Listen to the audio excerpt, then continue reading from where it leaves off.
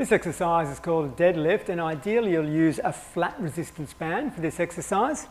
You'll start the exercise standing on the midpoint of that resistance band with your feet about shoulder width apart or maybe slightly wider. You'll have one end of the resistance band in each hand, and your hands will be by your side or slightly in front of your thighs. You will reach down and grab the resistance band fairly low so that when you're in the lowered position, there will still be tension in the band. Now the first movement we'll make here is moving your hips back slightly, so the buttocks move back as you bend your legs slightly. Then you continue to lean forward, hinging at your hips and looking towards the floor as you come down. At this point, your back is fairly parallel to the floor. If you need to readjust to get more tension, do so at this point, and then lifting up to that start position. So bending at the hips, slight bend at the legs, and continue to hinge forward at your hips, head coming forward, and standing back up. Looking at that side on, you'll notice that I move my hips back firstly with a slight bend in the leg, and then I hinge forward at the hips until my back is pretty much in a horizontal position. From this position, you'll see that my lower back has that natural arch there, and standing up from that position. So maintaining that natural arch in your lower back as you hinge forward from your hips, and standing back up.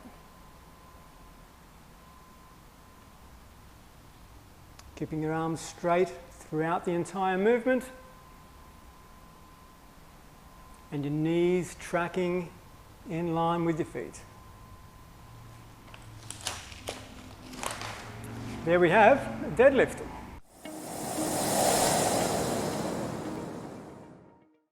This exercise is a lunge. We're going to start with the resistance band under your front foot, and that front leg is at a right angle to begin, back knee on the floor. You're going to take the resistance band behind your shoulders and hold the handles at your shoulder. Tuck your toes at the back. From this position, you're going to extend straight up, keeping the front leg slightly bent so that you keep most of your weight in that front foot, and then lower down. Throughout the movement, your body remains quite vertical, just with a slight lean forward. Down slowly and push up.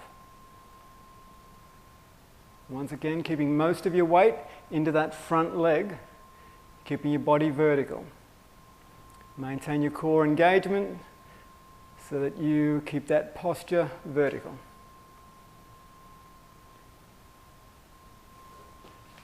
Once you've done one side, switch your legs around and do the other.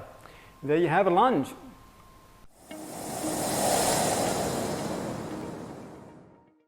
This exercise is a squat. You're going to start with your feet shoulder width apart, with the resistance band, the midpoint of the resistance band underneath your feet, bringing the handles up to your shoulders. The resistance band will travel behind your shoulders or arms. You're going to bend it down, sticking the buttocks out behind you as you do so, maintaining the arch in your lower back, looking directly forward, and then extend back up. Bending down, going as low as you can whilst maintaining that natural arch in your lower back, and pushing up.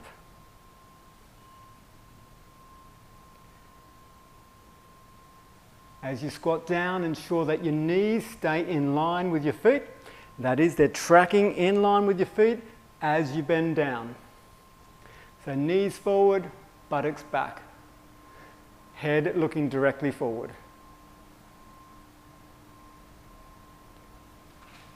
There you have the squat.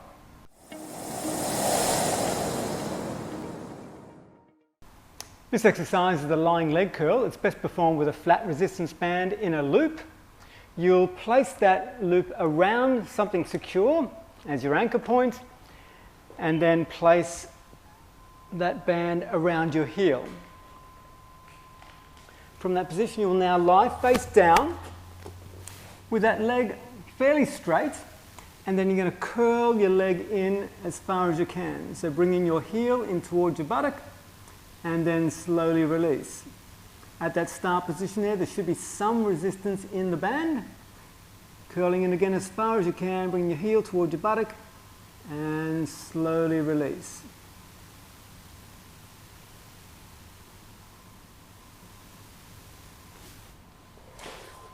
When you've done your set on one side, you'll change sides, do the other leg. If you want to make the exercise a little bit easier or harder, you can use a weaker or stronger resistance band. Alternatively, you can create a bigger loop in order to make, or bigger or smaller loop in order to make it easier or harder. So there you have the lying leg curl.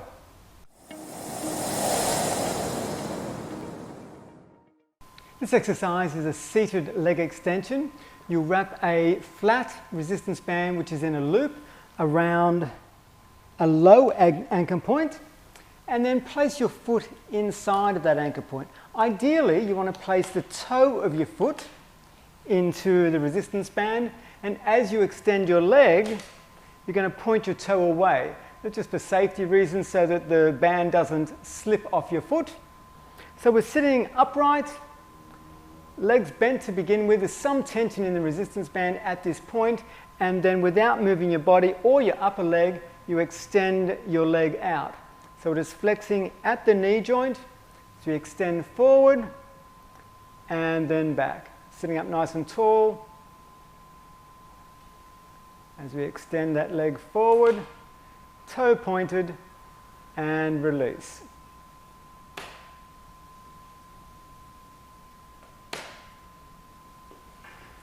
So once you've done one leg, you'll change to the other side, do the other leg.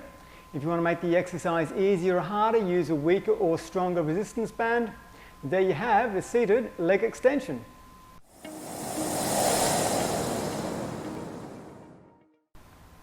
This exercise is a sumo squat. Ideally, you'll use a resistance band tube with handles. That's most appropriate. You'll start the exercise standing on the midpoint of your resistance band with your feet wide apart. You'll point your feet out to the side and bring the arms or hands up to your shoulders. The resistance band will be behind your arms. As you squat down, your knees are going to track in line with your feet, so they're going nice and wide, and then you'll stand back up. So most importantly, ensure those feet track in line with your feet. Just looking at that side on, got that nice wide stance, feet pointing out to the side. You'll notice as I bend down, I maintain the natural arch in my lower back, and I'm going as low as I can, maintaining that natural arch. And push back up, slowly down, and slowly up. So there we have the sumo squat. If you want to make the exercise a little bit harder, use a band with a stronger resistance. Alternatively, make it easier, a lighter resistance.